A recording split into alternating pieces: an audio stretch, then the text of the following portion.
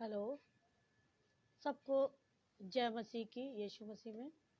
मैं शार्ली लॉरेंस कानपुर से एक बार फिर आपके सामने प्रभु का वचन लेकर के आई हूँ, ताकि हम सब प्रभु के उस वचन को जानें, उसकी उन बातों को समझें जो वो हमें वचन के द्वारा बताना चाहता था। और पिता परमेश्वर से ये प्रार्थना करें कि वो हमारे लिए और उन लोगों के लिए जो इस वचन को सुनना चाहते हैं, हम सबको इतनी शक्ति दे कि हम वही वचन सुनाएं जो वचन प्रभु चाहता है कि लोगों तक पहुँचे।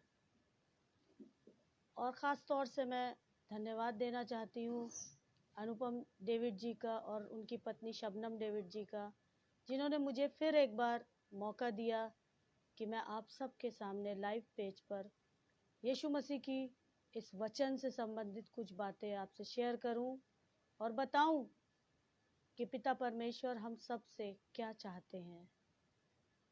और ख़ास तौर से खुदावंद से ये प्रार्थना करती हूँ कि उनकी मिनिस्ट्री को और आगे बढ़ाए, ताकि वो इस वचन को, इसकी बातों को उन लोगों तक पहुँचाएं जिनको सचमुच ज़रूरत है। लोग अपने कान की खुजली मिटाने के लिए नहीं, बल्कि इन वचन को सुन के उन पे चलने के लिए तैयार हों और लोग उनकी मदद करें। आइए अपने वचन में जाने से पहले हम एक छोटी सी प्रार्थना करेंगे। महान महान महान अति अनुग्रहकारी जीवित परमेश्वर, हम तेरा धन्यवाद करते हैं पिता परमेश्वर कि एक बार फिर तूने मुझे मौका दिया कि मैं तेरी बातों को लोगों तक पहुंचा सकूं पिता परमेश्वर, और उनके जीवनों को पिता परमेश्वर तेरी राह पे चला सकूं। प्यारे प्रभु, मैं नहीं जानती कि तू हम सब से और इस मिनिस्ट्री के द्वारा क्या चाहता है, लेकिन प्रभु तेरी मर्जी होगी तो पिता परमेश्वर हर एक कार्य पूरा होगा। महान सामर्थी पिता परमेश्वर, क्योंकि तू ही महान है, क्योंकि तू ही शक्तिशाली है, तू ही सब कुछ करने वाला प्रभु है। पिता परमेश्वर, हम देखते हैं कि ये थर्ड लहर फिर आती है और लोगों में वही पुराना भय फिर से व्याप्त हो रहा है। पिता परमेश्वर, हम जानते हैं प्यारे प्रभु कि तूने आगे हम लोगों को पिछले सालों में बचा के रखा है, इसीलिए पिता परमेश्वर कि हम तेरे इस वचन को लोगों तक पहुंचाएं और लोग इसके द्वारा तुझे जाने। प्यारे प्रभु, जो लोग अनजान हैं, जो तेरी उस उद्धार और तेरे उस अनंत जीवन को नहीं जानते हैं पिता परमेश्वर, वो भी इनके द्वारा समझ को प्राप्त करें पिता परमेश्वर। और ख़ास तौर से धन्यवादित हैं प्यारे प्रभु अनुपम भाई और उनकी वाइफ शबनम जी का, कि वो किस तरीके से अपने लाइव पेज पर पिता परमेश्वर हम सब लोगों को बोलने का मौका देते हैं कि प्यारे प्रभु कि तेरे इस वचन को पिता परमेश्वर उस कोने कोने तक फैलाया जाए जहां तू चाहता है। प्यारे प्रभु, उनकी मिनिस्ट्री में उनके कोवर्कर के साथ होना, उन्हें बहुतायत से आशीष देना पिता परमेश्वर। इस छोटी से समय के लिए जब हम आपस में एक दूसरे से वचन को शेयर करते हैं, प्यारे प्रभु तेरा अनुग्रह हो, तेरी शक्ति और तेरा बल और सामर्थ्य मेरे साथ हो। सब कुछ तेरे नाम से मांगती हूँ प्यारे पिता परमेश्वर, आमीन। प्रभु यीशु के नाम से हम कुछ गीतों को गाएंगे। अपने टॉपिक में जाने से पहले प्रभु की स्तुति आराधना करेंगे, क्योंकि प्रभु ने गलातियों में कहा है कि हर वक्त अपने मन में स्तुति और आराधना का भजन कीर्तन किया करो। तो हम स्तुति आराधना का मन में नहीं, बल्कि हम खुले पूरे शब्दों से उसकी स्तुति आराधना करेंगे। तो आइए हम गाएंगे बोलो जय मिलकर जय, क्योंकि हमारे प्रभु को जो जय मिलनी चाहिए वो सचमुच मिलनी चाहिए, क्योंकि वो जीवित परमेश्वर है।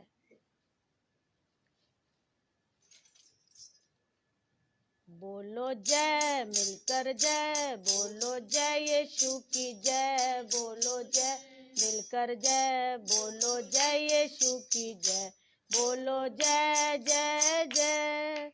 प्रेम तेरे किए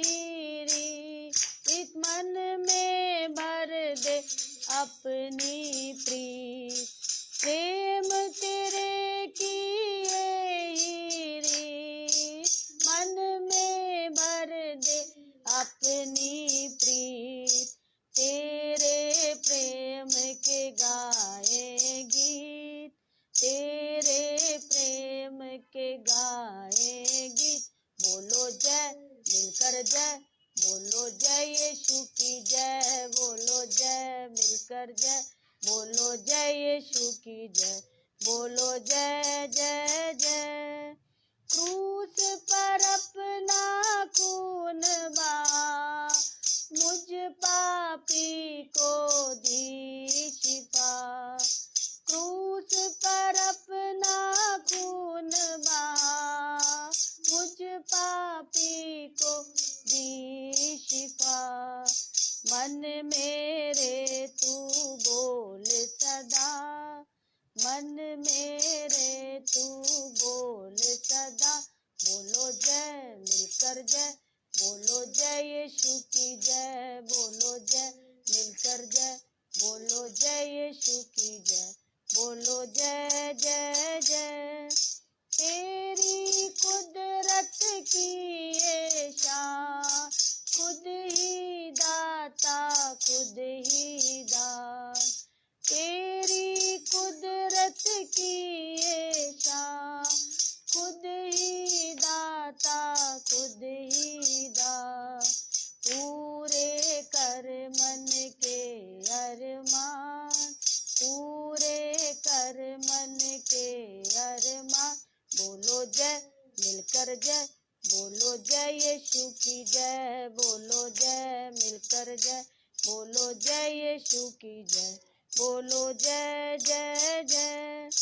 खिदमत अपनी ले मुझसे, इस मंदिर में तू बसे। खिदमत अपनी ले मुझसे, इस मंदिर में तू बसे। हिंद में तेरा नाम रहे, हिंद में तेरा नाम रहे, बोलो जय मिलकर जय, बोलो जय यीशु की जय, बोलो जय मिलकर जय, बोलो जय यीशु की जय, बोलो जय जय जय। प्रभु की स्तुति आराधना में एक गीत और गाएंगे, क्योंकि प्रभु ने सचमुच हर दिन अपनी स्तुति आराधना और अपने वचन के लिए बनाया है। तो आज हम गाएंगे, आज का दिन यहोवा ने बनाया।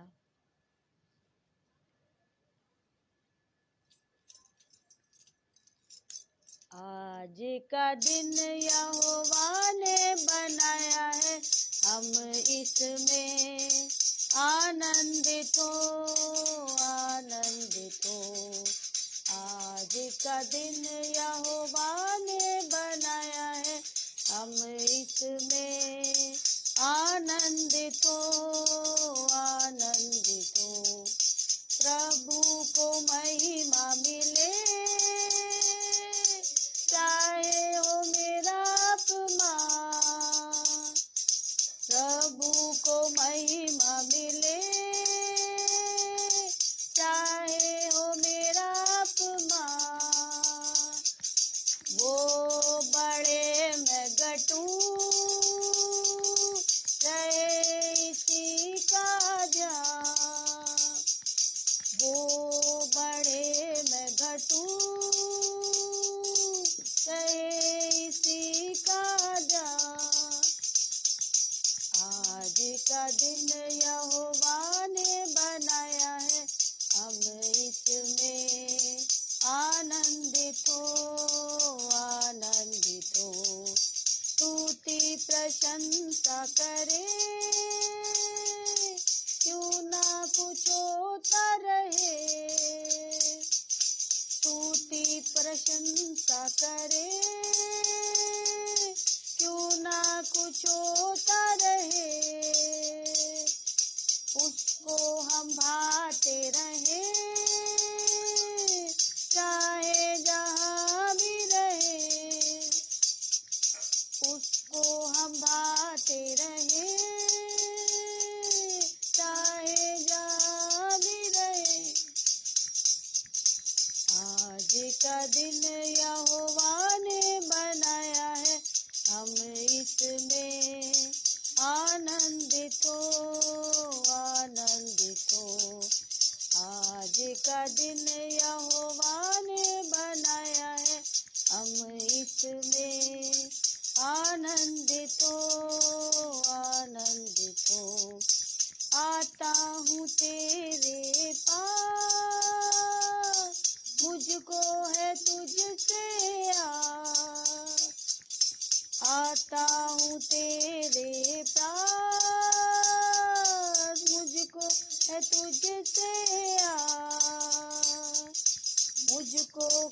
कबूल कर ले, मेरे पापों से शुद्ध कर दे। मुझको कबूल कर ले, मेरे पापों से शुद्ध कर दे। आज का दिन यहोवा ने बनाया है, हम इसमें आनंदित हो, आनंदित हो। आज का दिन यहोवा ने बनाया है, हम इसमें आनंदित हो, आनंदित हो। सचमुच हमें खुदावंद में आनंदित होने का समय है, जब हम तरह तरह की बातें, तरह तरह के कष्ट, तरह तरह की बीमारियां और महामारियों के विषय में सुनते हैं और हम अपने आप को भला चंगा पाते हैं, तो सचमुच हमें अपने पिता परमेश्वर को हर पल धन्यवाद देना चाहिए कि उसने हमको जय के उत्सव में लेके चलता है और उन लोगों के लिए एक नमूना बनाता है जो सचमुच इन बीमारियों से और इन समय से, इन तकलीफ़ों से डरते हैं। आइए हम अपने वचन में चलेंगे। मेरे आज का टॉपिक है विश्वासियों के लिए आदर्श। मेरी आप सब लोग से ये प्रार्थना है कि बहुत ध्यान से सुनिएगा। विश्वासियों के लिए आदर्श। पहले तो सबसे पहले हमें जानने की ये ज़रूरत है कि क्या हम विश्वासी हैं। अपने वचन में जाने से पहले एक छोटी सी प्रार्थना करूंगी। सामर्थी अति अनुग्रहकारी बलवंत पिता परमेश्वर, प्यारे प्रभु, तू मुझको अपने हाथों में ले और जो वचन तू चाहता है वो वचन इस मुंह से निकले और लोगों के जीवनों में काम करे। पिता परमेश्वर, अपनी दासी के इस जीव को पिता परमेश्वर तू छू, ताकि लोगों के जीवनों में तेरा वचन छूने लायक हो सके। पिता परमेश्वर, सब कुछ तेरे नाम से मांगती हूँ। पूरा सामर्थ्य और बल और शक्ति देना पिता परमेश्वर, कि जो बात तू चाहता है वह मैं लोगों तक पहुंचा सकूं। तेरे नाम से मांगती हूँ पिता परमेश्वर, आमीन। विश्वास करने वालों के लिए क्या चीज़ें आदर्श बनती हैं। सबसे पहले हमें जानने की ज़रूरत है कि क्या हम विश्वासी हैं।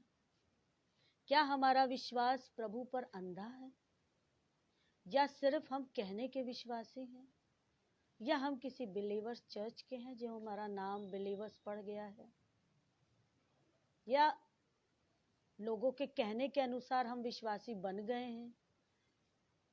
मेरा आप सब लोग से यही निवेदन है कि सबसे पहले हम अपने आप को जांचें कि क्या हम प्रभु में हैं। क्या लोग हम पर विश्वास कर सकते हैं? क्या हमारा विश्वास यीशु मसीह पर सच्चा है, या हम किसी के ऊपर हाथ रख के प्रार्थना करते हैं तो वो व्यक्ति को चंगाई मिलती है? ये विश्वास है, या ये विश्वास है कि हमारे पास बहुत कुछ है, खुदा ने हमें बहुत कुछ दिया है, एक अच्छी नौकरी, एक अच्छा घर, एक अच्छा पति, एक अच्छे बच्चे, सब कुछ अच्छा दिया, ये विश्वास का कारण है? या हमारे विश्वास का कारण कुछ और है? सांसारिक हमारा विश्वास है कि आत्मिक विश्वास? खुदा ने हमें सब कुछ दिया है। हम सुबह उठते हैं, जल्दी जल्दी उठते हैं, जाड़े का टाइम है, आँख नहीं खुलती है, रात में देर तक मोबाइल पे रहते हैं, तरह तरह की चीज़ें हम देखते हैं। सुबह उठते हैं, जल्दी करते हैं, फ्रेश होते हैं और 5 मिनट की दुआ करते हैं। खुदा बाप, मैंने तुझे याद कर लिया, तेरे वचन को पढ़ लिया, तुझसे प्रार्थना कर ली, और हम भाग जाते हैं अपने काम पे, नाश्ता करते हैं और भाग जाते हैं। फिर रात को अपने घर आते हैं, खुदा बाप दिन भर हो गया, रात में अब तू हमारी मदद करना, तूने हमें दिन भर कुशलता से रखा, हमारे हर काम को सफल किया और सलामती के साथ तू हमें घर लाया, तेरा धन्यवाद हो। और फिर हम रात का खाना खाते हैं अपने परिवार के साथ। और बहुत से लोग हैं जो रात को फैमिली प्रेयर करते हैं, और बहुत से लोग नहीं करते हैं क्योंकि वो अपने मोबाइलों में खो जाते हैं। क्या हमारे दिन भर का बस यही शेड्यूल है कि हम 5 मिनट के लिए, 10 मिनट के लिए अपने पिता को याद करें, उसका एक वचन पढ़ें और सुन करके और बात करके और नाश्ता करके अपने कामों पे निकल जाएं और रात में आए और उसको धन्यवाद दें और सो जाएं। क्या यही हमारी दुआ है? क्या यही हमारा विश्वास है हमारे प्रभु पर? अगर यही हमारा विश्वास है कि वो हमें सब कुछ देता है, एक अच्छी नौकरी है, एक अच्छा परिवार है, एक अच्छे बच्चे हैं, सब अच्छा अच्छा अच्छा, यही विश्वास है, तो हम भ्रम में हैं, हम गलत हैं। उसको आपका आत्मिक विश्वास चाहिए, उसे आपका पूरा समर्पण चाहिए।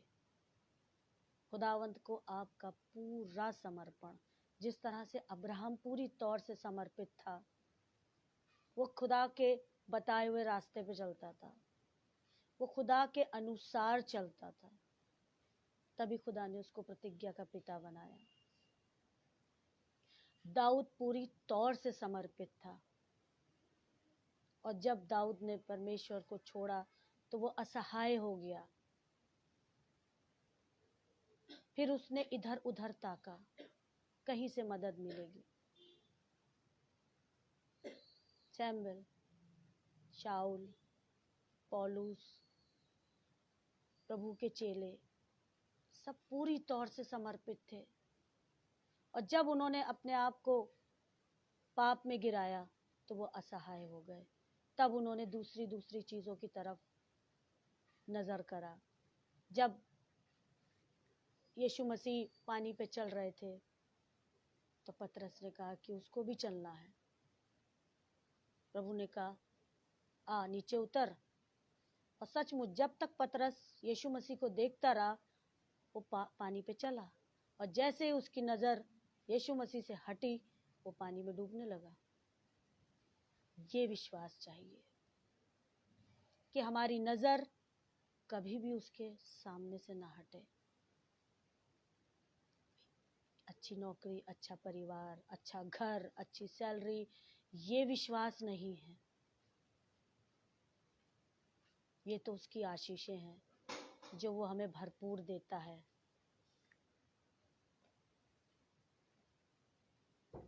हमें उस पर ऐसा विश्वास करना है जैसे हम अपने माँ बाप पे करते हैं। हमें उस पर ऐसा विश्वास करना है जैसा हम बीमारी में होते हैं और किसी डॉक्टर पर विश्वास रखते हैं। हमें ऐसा विश्वास करना है। तो वचन में आज हम निकालेंगे 1 तीमुथियुस उसकी 4 बाब और उसका 12 पद, जिसमें पौलुस कहता है, ये पूरी नहीं पढ़ूंगी मैं, आधे से शुरू करूंगी। पर वचन, यहां से पढ़ूंगी मैं। पर वचन और चाल चलन और प्रेम और विश्वास और पवित्रता में विश्वासियों के लिए आदर्श बन जा। उस समय, जिस समय पौलुस तीमुथियुस को समझा रहा था, एक टीचर की तरह, एक शिक्षक की तरह समझा रहा था, उस समय झूठे शिक्षक बहुत हो गए थे। तरह तरह की नई नई बातें, मनगढ़ंत बातें। तो पौलुस तीमुथियुस को समझा रहा था, परंतु आत्मा स्पष्टता से कहता है कि आने वाले समयों में कितने लोग भरमाने वाली आत्माओं और दुष्ट आत्माओं की शिक्षाओं पर मन लगाकर विश्वास से बहक जाएंगे। भरमाने वाली आत्माएं, दुष्ट आत्माएं, बरगलाने वाली आत्माएं, ये कोई बाहर से नहीं आती हैं, ये हम में और हम जैसों में ही होती हैं, हमारे अपनों में ही होती हैं, जो हमें बरगलाती हैं। हम रात में तो शनिवार को सोते हैं, कपड़े निकालते हैं, संडे को चर्च जाएंगे, और सुबह बरगलाने वाली आत्मा हमको बरगला देती है। थोड़ी देर और सही, 5 मिनट और सो ले, आधा घंटा और सो लें, थोड़ा लेट चले जाएंगे चर्च, कोई बात नहीं है, पादी साहब कुछ नहीं कहेंगे, चर्च तो जाना है, 5 मिनट का अटेंड कर लेंगे। सचमुच यही बरगलाने वाली आत्मा है। कोई बात नहीं, इस संडे नहीं जाते हैं, अगले संडे जाएंगे। हम क्या कर रहे हैं? किसको धोखा दे रहे हैं? अपने आप को धोखा दे रहे हैं। प्रभु ने हमारे लिए अपने द्वार खोले हैं और हम जाना नहीं चाहते, क्योंकि हमें बहुत आशीषें मिल गई हैं। हम विश्वासी लोग हैं, खुदा ने हम पर बहुत आशीषें करी हैं। हम मजबूत हैं, हर तरीके से मजबूत हैं। हमारे बच्चे बहुत अच्छे हैं, वो गलत रास्तों पे नहीं हैं। तो ये आशीषें हैं, विश्वास नहीं। उसके बाद चौथी आयत में वो कहता है, क्योंकि परमेश्वर की सृजी हुई हर एक वस्तु अच्छी है।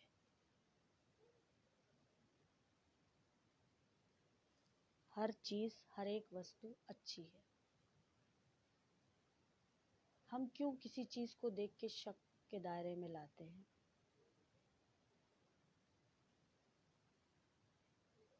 हम ये सोचते हैं, हमारा विश्वास ये दिन अच्छा है, ये रंग अच्छा है, ये समय अच्छा है, ये कपड़े अच्छे हैं, ये गुड लक है। हमारे लिए सैटरडे अच्छा है, हमारे लिए फ्राइडे अच्छा है, हमारे लिए 7 दिन, 7 तारीख, 3 तारीख, 5 तारीख अच्छी डेट। मतलब हमने अपने जीवनों को क्या बना लिया है? हम डेट पे चलते हैं, हम डेज पे चलते हैं, हम कलर पे चलते हैं, हम चेहरों को देख के चलते हैं, गुड लक देखते हैं, बैड लक देखते हैं। ये सब बातें हमारे लिए नहीं है। हमारी बस एक नज़र है, और वो है हमारा यीशु मसीह। उसने सब दिन अच्छे बनाए, उसने सब तारीख अच्छी बनाई, उसने सब समय अच्छा बनाया, उसने हर रंग अच्छा बनाया। हम किस बात पे शक करते हैं? हम क्यों भ्रम में पड़े हुए हैं? 12वीं आयत में वो समझाता है, कोई तेरी जवानी को तुच्छ ना समझने पाए। जवान लोग बहक जाते हैं, तरह तरह की चीजों में फंस जाते हैं, कुछ बहक जाते हैं, कुछ बहका लिए जाते हैं। संगति बिगाड़ देती है। आजकल तो मोबाइल बिगाड़ देता है, मूवीज बिगाड़ देती हैं। हम कहाँ हैं? लेकिन पौलुस एक टीचर की तरह, एक पिता की तरह तिमोथियस को समझा रहा है कि कोई तेरी जवानी को तुच्छ ना समझे,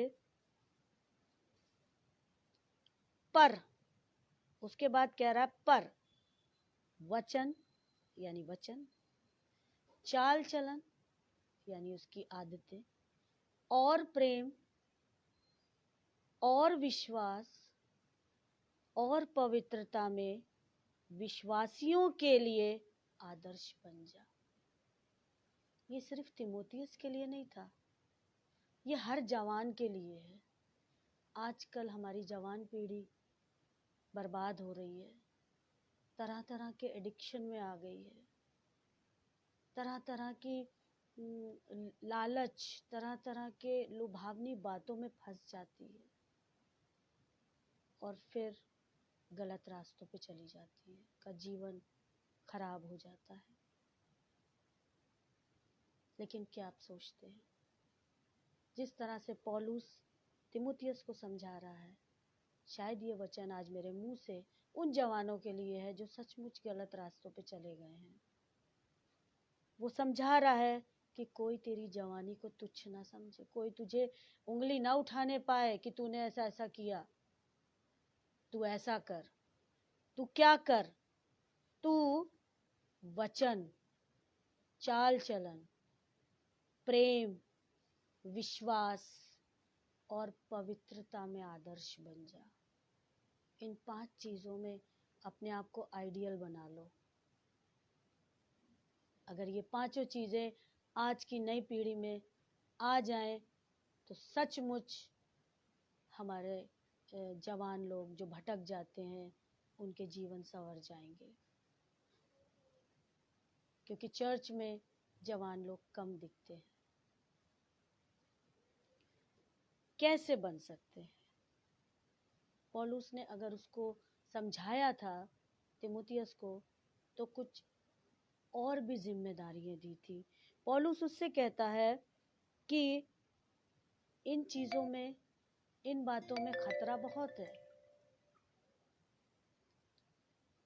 तुम अगर इस तरह के काम को करोगे, इन 5 बातों को मानोगे, तो तुम्हें इस चीज में आगे चल के बहुत मुश्किलें आने वाली हैं, लेकिन तुम्हें इनको पार करना है। और उसको पार कराने के लिए सिर्फ यीशु मसीह है जो हमारा साथ देंगे। तो किस तरह से तिमुथियस अपने आप को इन चीजों में एक आदर्श बनाता है।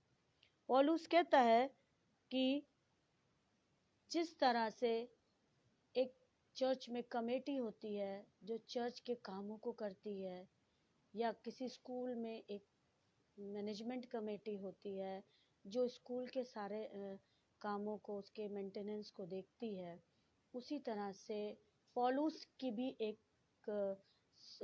कमेटी थी, एक सभा थी, लोग थे जो वो मिल करके प्रचार प्रसार का काम करते थे। उसमें एक छोटा उपदेशक था तिमुथियस, जो नया नया सेवक बना था।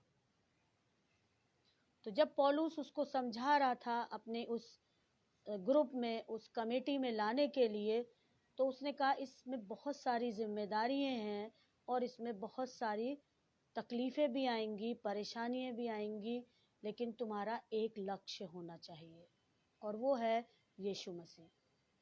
तो जब पौलुस उसको बता रहा था कि मसीह यीशु का अच्छा सेवक बनने और मसीह जीवन को प्रभु में ग्रहण योग्य बनाने के लिए तुम्हें 5 चीजों पर चलना पड़ेगा। पहला है वचन पर। वचन, जब भी वचन दे तो खराई से वचन दे। वचन में आदर्श बनना है तो उसको खरा वचन दें, उसमें कुछ भी मिलावट ना करें, उसमें कुछ भी की परंतु लेकिन क्योंकि ना जोड़ें। जैसा लिखा है वैसा उसको बताएं। कभी भी वचन में अपनी तरफ से कुछ भी ना जोड़ें, क्योंकि इसकी सजा है। जैसा लिखा है वैसे ही उसको पढ़ा जाए और वैसे ही उसको समझाया जाए। ऐसा ना हो कि प्रभु उसमें कुछ समझा रहे हैं और हम उसको तोड़ मड़ोड़ के कुछ और बता दें। सबसे पहले प्रभु के वचन को खराई से बताएं। जिस तरह से जब यीशु मसीह मंदिर में खड़ा होता था और पुस्तक को खोलता था और बोलता था, उत्साह के साथ, नम्रता के साथ, दीनता के साथ और पूरे जोश के साथ, तो बहुत से लोगों को आशीष मिलती थी।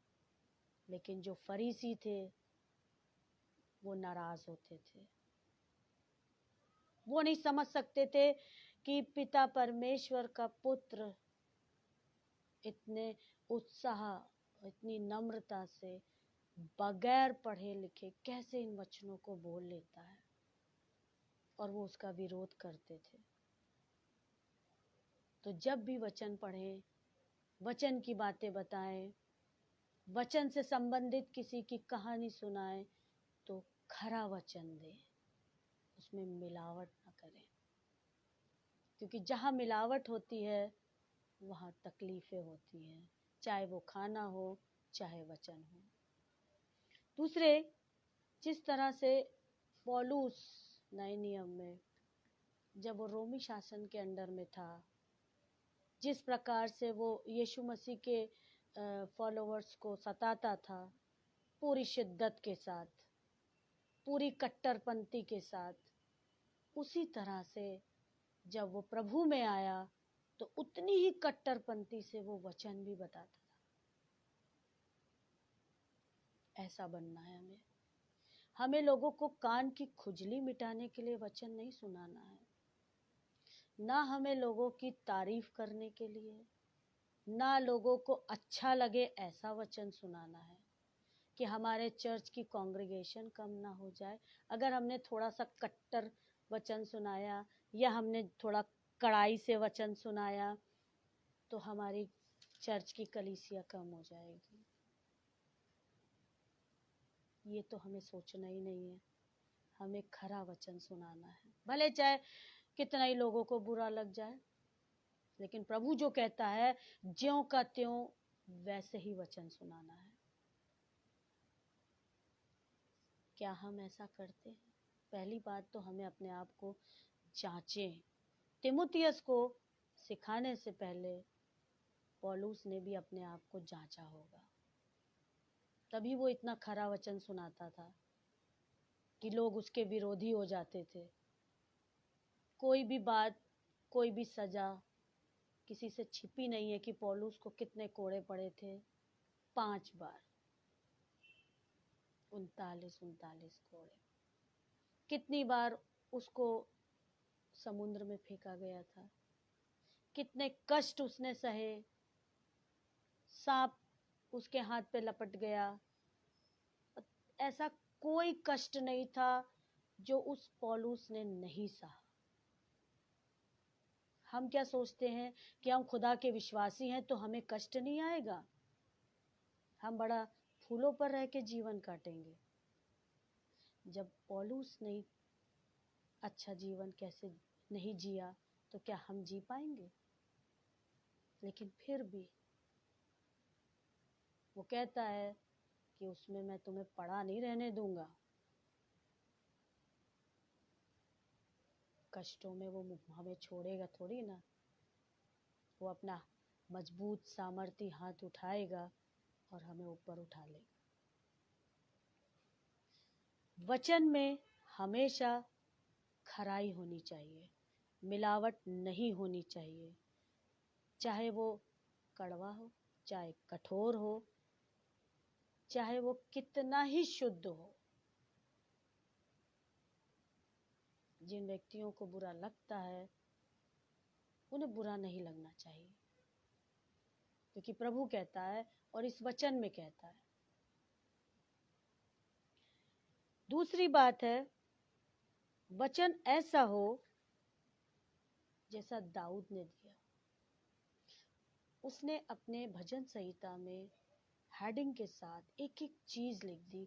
सहायता के लिए प्रार्थना, खुशी के गीत, परमेश्वर खुदावन से घुटनों पर आके प्रार्थना करना, अपनी आत्मा की शांति के लिए प्रार्थना, हर बात उसने अपने भजन में लिखी।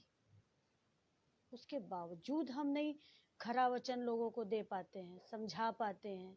हम मिलावट करते हैं, हम लोगों मुंह देखा वचन देना चाहते हैं ताकि हम एक सुपीरियर व्यक्ति बन जाएं, लोगों के अच्छे हो जाएं, लोग हमसे बैर ना रखें, बल्कि और हमारे पास, हमारी सभाओं में आए, ज़्यादा से ज़्यादा लोग आएं और हमारी तारीफ करें। मेरी आप सबसे यही प्रार्थना है कि जब भी वचन दें, खरा वचन दें, और प्रभु से प्रार्थना करके ये पूछने की कोशिश करें कि वो जो पद उसने हमें दिया है वो उन लोगों तक पहुंचाए और जिस रूप में वो चाहता है वो उस रूप में पहुंचे। दूसरी बात, चाल चलन में आदर्श बनना। क्या हमारा चाल चलन अच्छा है? अभी तो हम वचन दे रहे हैं, थोड़ी देर में हम अपने ही घर में लड़ाई झगड़ा करते हैं, लोगों को बुरी बुरी बातें बोलते हैं।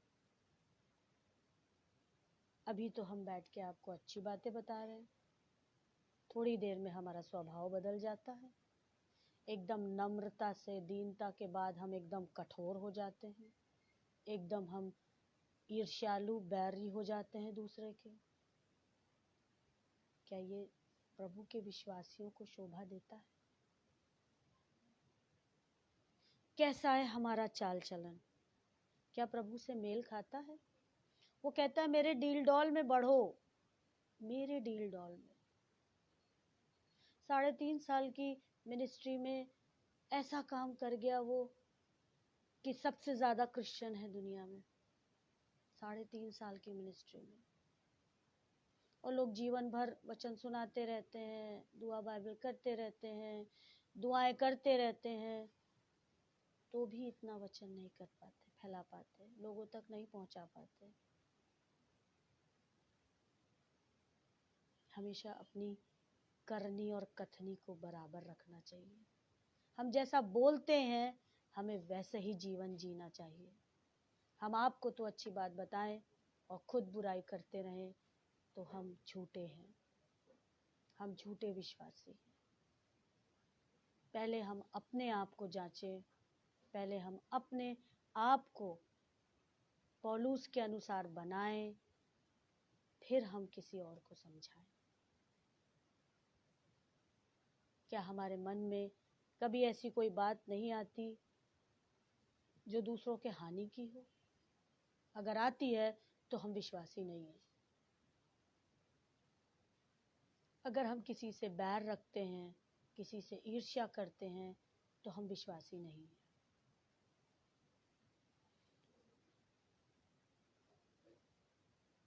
सबसे बड़ी बात कि हम जो प्रभु में नए लोग आए हैं, जो अन्य लोग आए हैं, अन्य विश्वासी आए हैं, उनके ठोकर का कारण न बने। अपने चाल चलन को हमेशा अच्छा रखें। ऐसा ना हो कि हमारी गंदी आदतें, हमारा गंदा स्वभाव, हमारा गलत बर्ताव उन विश्वासियों के लिए ठोकर का कारण बने। हमें अपने चाल चलन को हमेशा अच्छा रखना चाहिए। कहीं हम किसी से चिल्ला के तो बात नहीं करते हैं, कहीं हम किसी के खिलाफ कोई साक्षी तो नहीं दे रहे हैं, कोई मनगढ़ंत बातें तो नहीं कर रहे हैं। इन सब चीज़ों से हमें दूर रहना है, और अगर हम इनमें हैं तो हम विश्वासी नहीं हैं।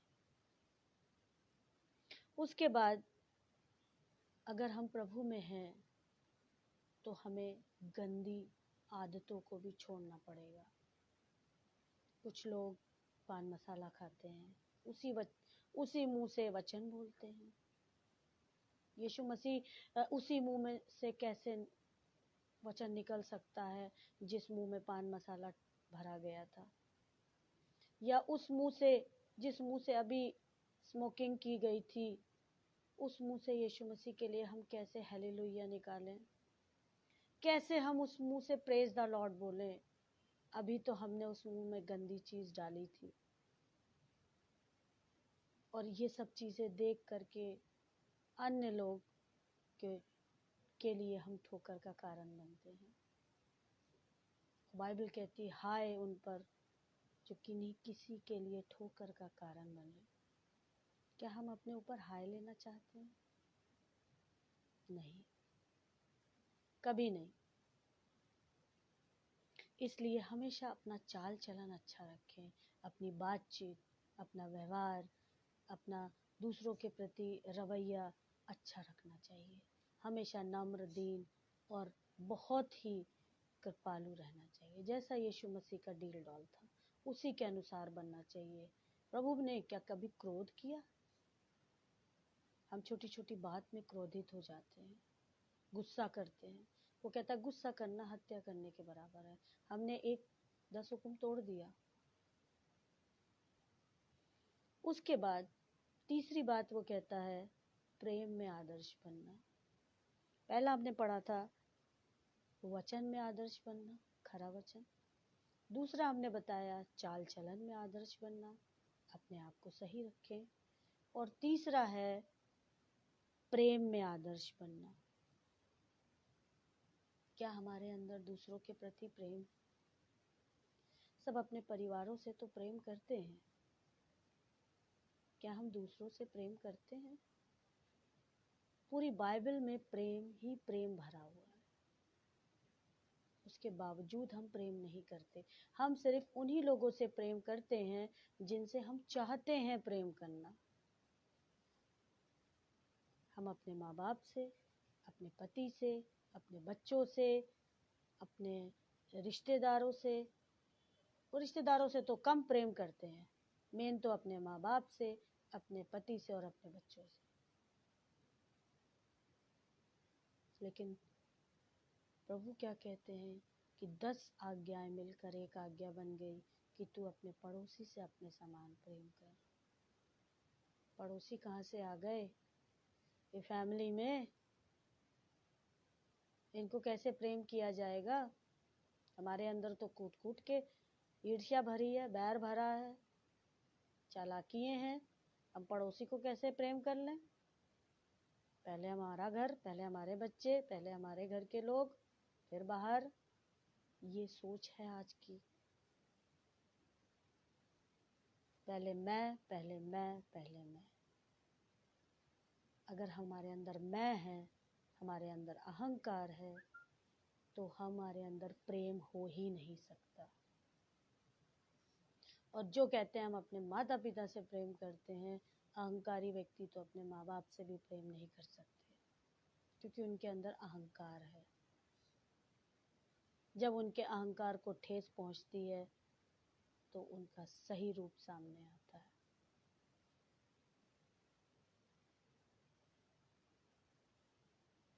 प्रेम सारे पापों को ढांप देता है। मैं नहीं कहती, बाइबल कहती है। जो आपस में एक दूसरे से हम प्रेम करेंगे तो उनकी गलतियों को भी ढांक देंगे।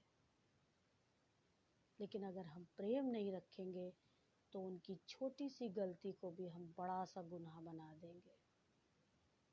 कहीं हम ऐसे तो नहीं? अपने आप को तौलिए, अपने आप को जांचिए कि क्या हम इस विश्वास के प्रेम में आदर्श हैं। उसने तो ऐसा प्रेम किया कि अपना इकलौता ही पुत्र दे दिया। हम कहाँ हैं? हमसे कोई हमारी कोई अच्छी चीज मांगे तो हम नहीं देंगे। उसने तो अपना पुत्र दे दिया। क्या कोई अपना पुत्र दे सकता है? लेकिन पिता ने एक बार भी नहीं सोचा और हम पापियों के लिए अपना बेटा दे दिया। ये प्रेम है। क्या हम ऐसा प्रेम करते हैं? क्या कोई किसी के लिए कुछ छोड़ देता है प्रेम में? कोई नहीं छोड़ता। आजकल तो पति पत्नी भी नहीं छोड़ते।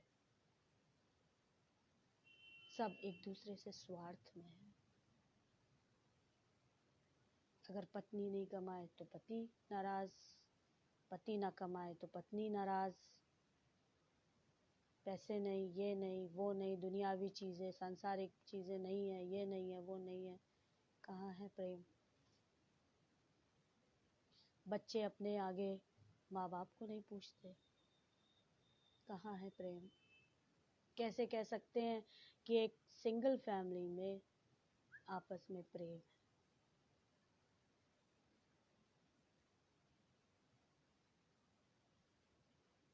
प्रेम निष्कपट होना चाहिए। प्रेम में पक्षपात नहीं होना चाहिए। प्रेम में अपनापन होना चाहिए। और प्रेम कभी भी सफाई नहीं देता।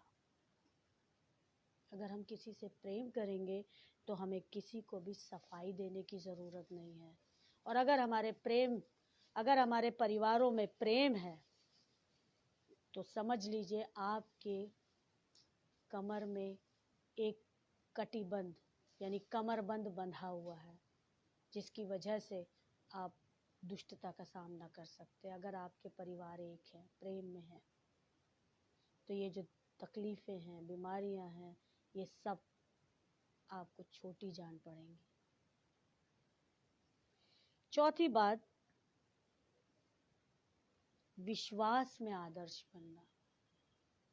पहला वचन में आदर्श, दूसरा चाल चलन में आदर्श, तीसरा प्रेम में और चौथा विश्वास में। क्या हम विश्वास में आदर्श हैं?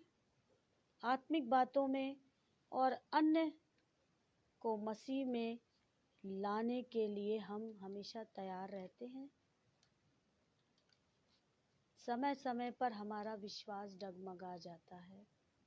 बीते समय में जब बहुत से परिवारों में लोगों को कोरोना की तकलीफ हुई तो लोगों के विश्वास डगमगा गए। लेकिन बचाने वाला तो वही है।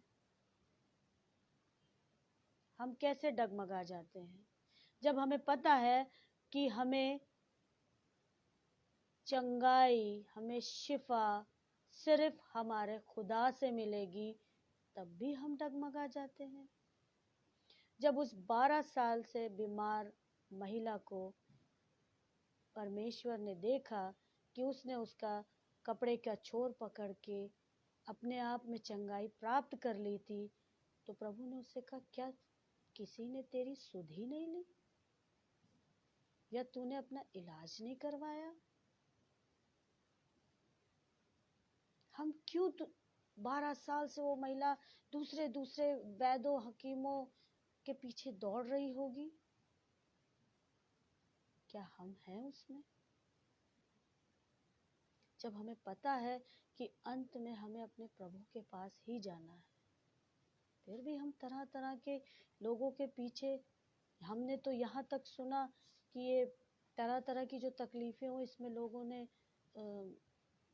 जादू टोना और टोना टुटका तक का भी सहारा लिया गया। क्या ये हमें बचा सकते हैं? कभी नहीं बचा सकते। ये हमें और फंसाते जाएंगे शैतान के कब्जे में। सब छोड़िए और यीशु मसीह पर विश्वास रखिए कि संसार में जय सिर्फ प्रभु यीशु के ही द्वारा हो सकती है। सांसारिक चीजों का मोह छोड़ दीजिए, विश्वास बढ़ जाएगा। 5वां है पवित्रता में आदर्श। क्या हम पवित्र हैं? क्या हमारे मन में बड़े अच्छे ख्याल आते हैं? जब हमारे सामने से कोई सुंदर सी लड़की निकलती है, खासतौर से जवान भाइयों के लिए बोल रही हूँ मैं, तो क्या हमारे मन में कैसे ख्याल आते हैं? क्या मैं पवित्र हूँ? या कोई ऐसी अजीब सी मूवीज आ जाती हैं, क्या उसे देखते हैं हम? क्या हमारे मन पवित्र होते हैं? क्या हम अपनी आंखों को गंदा नहीं कर रहे हैं? क्या हम अपने मन और अपने हृदय को खराब नहीं कर रहे हैं इसके द्वारा? मेरी आप सब प्रिय जवानों से यही विनती है कि इन चीज़ों से बचिए, क्योंकि एक 10 हुक्म ये भी है कि तू व्यभिचार न कर। इन आँखों के द्वारा व्यभिचार न कर, अपने दिमाग के द्वारा, अपने मन के द्वारा, अपनी सोच के द्वारा। कहीं हम उनमें तो नहीं? इन 5 बातों को इस समय हर जवान को अपने मन में बिठा लेना चाहिए कि हमें वचन में, अपने चाल चलन में, प्रेम में, पवित्रता में और विश्वास में, इन 5 चीज़ों में आगे बढ़ते चले जाना है। अगर हमने इन 5 चीज़ों को जीत लिया तो सचमुच हम यीशु मसीह के सबसे प्यारे सेवक बन जाएंगे। उसके सेवक ही नहीं, बल्कि उसके बेटे और बेटियां बन जाएंगे। हम इन 5 चीज़ों को जीत लें। उसके बाद पौलुस ये भी कहता है, क्योंकि मन तो सब वस्तुओं में धोखा देने वाला होता है, फिर भी हर समय धोखा देगा वो, हर समय एक नई बात बताएगा वो हमें, लेकिन हमें इन 5 चीज़ों को नहीं छोड़ना है और इन्हें अपने जीवन में हमें उतारना है। अगर हम इन्हें नहीं उतारेंगे तो सचमुच हम परीक्षा में गिरते चले जाएंगे और अंत में हम कहाँ खड़े होंगे ये मैं नहीं बताऊंगी, ये सबको पता है। खास तौर से उन 5 कुंवारियों के बारे में कोई ऐसा नहीं है जो ना जानता हो जिनकी कुप्पियों में तेल नहीं था। अच्छा, उपाय है कि कैसे हम इन 5 चीज़ों पर जीत हासिल कर सकते हैं। उसी में देखिए 1 तिमुथियुस 4 की 14 से लेके 16 तक पद में बिल्कुल साफ साफ प्रभु कहते हैं, उस वरदान के प्रति जो तुझ में है, वरदान और भविष्यवाणी के द्वारा प्राचीनों के हाथ रखते समय तुझे मिला था। अभिषिक्त हुए थे, लोगों ने तुम्हारे सिर पर हाथ रखा था, तभी तो तुम कमेटी में आए थे, सभा में आए थे, एक अच्छे सेवक बनके।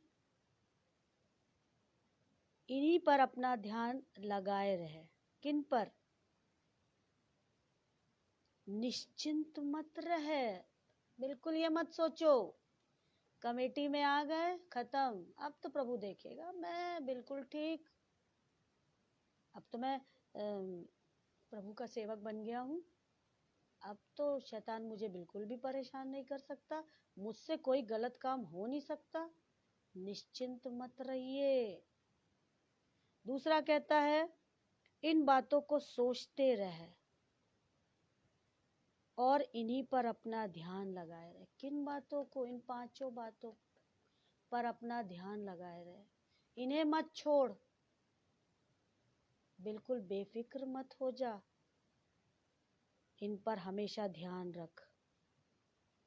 और अंत में कहता है, इन बातों पर, ताकि तेरी उन्नति सब पर प्रकट हो, यानी इन्हीं से हमारी उन्नति भी होगी। अपनी और अपने उपदेश की चौकसी रख। जो तू बोलता है, जो तू लोगों को बताता है, जो तू लोगों को समझाता है, उस पर चौकसी रख। इन बातों पर स्थिर रह। जो तू कहता है उस पर स्थिर रह, उस पर दृढ़ रह कि आगे का समय कैसा होगा। क्या ये 5 चीजें हमें प्रभु के निकट लाएंगी? मेरी हर जवान से यही विनती है, हर एक व्यक्ति से, सिर्फ जवानों से ही नहीं, हर एक व्यक्ति से हमारी ये विनती है कि हम इन 5 चीज़ों को अपनाएं, अपने अंदर इन 5 को बढ़ाने की कोशिश करें। मैं जानती हूँ कि जो प्रभु में हैं वो इन 5 चीज़ों को समझते हैं और उनका पालन भी करते हैं, उनको अपने अंदर दृढ़ता से, मजबूती से बनाए रखते हैं।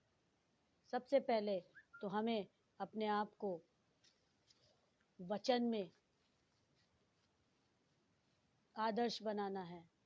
दूसरा, हमें अपना चाल चलन ठीक रखना है। और तीसरा, प्रेम में आदर्श बनना है। चौथा, विश्वास में आदर्श बनना है। और 5वां, पवित्रता में आदर्श बनना है। अगर ये 5 चीज़ें हैं तो सचमुच हम प्रभु के वो प्यारे बेटे बेटियां हैं जिसे हमारी ज़रूरत है। वो चाहता है हम सब इन 5 चीज़ों को अपना करके उसके अनुसार अपना जीवन बिताएं। यदि ऐसा करते रहेंगे तो स्वयं अपने लिए नहीं बल्कि अपने सुनने वालों के लिए भी उद्धार का कारण बनेंगे। क्योंकि मेरे प्रियो, वो समय नज़दीक है जब न्याय के आसन पर प्रभु आएगा और वो हमसे पूछेगा कि वचन तो मैंने तुम्हें बहुत दिया था, समझाया तो मैंने तुम्हें बहुत था, लोगों के द्वारा तरह तरह का प्रचार मैंने कराया था, क्या तुम्हारे अंदर बदलाव आया? क्या तुम विश्वासी बने? या तुम पवित्र हुए? या तुमने आपस में प्रेम रखा? या तुमने किसी के द्वारा या किसी से वचन सुनाया, खरा वचन सुनाया, या सिर्फ मुंह देखा वचन सुनाया? क्या तुम्हारे चाल चलन में कुछ बदलाव आया? अगर आया तो मेरे प्रियो, सचमुच यीशु मसीह महान है जो हमारे जीवनों को बदल देता है। क्या हम आज ये 5 चीज़ें अपना करके जो पौलुस ने तीमुथियुस को सिखाई थी, क्या हम तीमुथियुस की तरह अपने जीवन को जिए, व्यतीत करें और प्रभु की सेवा में लगे रहें। उन विश्वासियों की तरह जो कष्ट सहते थे, दुख सहते थे, परेशानियां उठाते थे, भूखे रहते थे, कैद खानों में डाले जाते थे, कोड़े खाते थे, तरह तरह की मुसीबतों से जूझते थे, गुजरते थे। क्या सचमुच हम उन विश्वासियों में हैं? हमने तो पौलुस की तरह क्या, हमने तो किसी की तरह भी आज तक कोड़े नहीं खाए, हमने कभी कोई कष्ट नहीं देखा, क्योंकि पिता परमेश्वर का हाथ हमारे ऊपर है। वो हमें कष्ट नहीं देता, फिर भी हम विश्वास नहीं रखते। मेरी आप सब लोगों से यही विनती है, प्रार्थना है कि हम इन 5 चीज़ों को अपनाएं और अपने आप को पिता परमेश्वर के सामने समर्पित कर दें। सेशन को ख़त्म करने से पहले दुआ करेंगे। आइए हम प्रार्थना में चलें।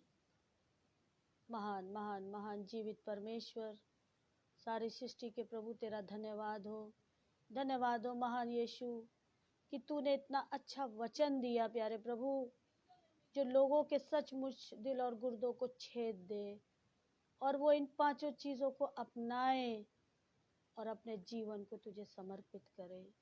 मेरे प्रभु, तू महान है, तू तो पापों को क्षमा करने वाला प्रभु है, तू तो हर बात को ठीक करने वाला प्रभु है, तू दयालु है, तू कृपालु है, तू विलम्ब से कोप करने वाला प्रभु है। पिता परमेश्वर, हर एक की सुधि लेने वाला प्रभु है। प्यारे प्रभु, हम तुझे भूल जाते हैं, लेकिन तू हमें कभी नहीं भूलता। सामर्थी प्रभु, जिस प्रकार से पौलुस तीमुथियुस को सिखा रहा था प्यारे प्रभु, उसी प्रकार से तू हमें सिखाता है। तू एक शिक्षक की तरह बन जाता है पिता परमेश्वर, और हमारे जीवनों को बदल देता है। मेरी तुझसे प्रार्थना है, आज ये वचन जिस जिसके कानों में पड़ा हो प्यारे प्रभु, उसके जीवन को बदल देना। प्यारे प्रभु, खास तौर से प्रार्थना करती हूँ आगरा मसीह मंडली मिनिस्ट्री का प्यारे प्रभु, और उसके चलाने वाले मिस्टर अनुपम और उनकी वाइफ शबनम डेविड जी का, जिन्होंने पिता परमेश्वर इस मुहिम को आगे और बढ़ाते जा रहे हैं, और लोगों की पिता परमेश्वर वचन सुनने की, जो पिता परमेश्वर लोग नहीं सुन सकते थे, सुन पा रहे हैं। प्यारे प्रभु, उनको और आगे बढ़ा, उनकी इस मिनिस्ट्री को और आशीष और आगे बढ़ाता चल प्यारे प्रभु, ताकि तेरा नाम दुनिया के कोने कोने तक फैल जाए पिता परमेश्वर। क्योंकि मुझे पूरा विश्वास है कि वो समय आएगा जब तेरे लोग भीड़ के साथ तेरे सिंहासन के सामने खड़े होंगे पिता परमेश्वर, और तू हाथ उठा के कहेगा, ये मेरे लोग हैं। प्यारे प्रभु, सब कुछ तेरे हाथ में है प्यारे प्रभु। पूरी आशीष और बरकत और धन्यवाद सहित तेरा तुझे धन्यवाद देते समय अपने इस प्यारे पिता परमेश्वर वचन को यही समाप्त करती हूँ। तेरे जलाली नाम में मांगती हूँ, आमीन।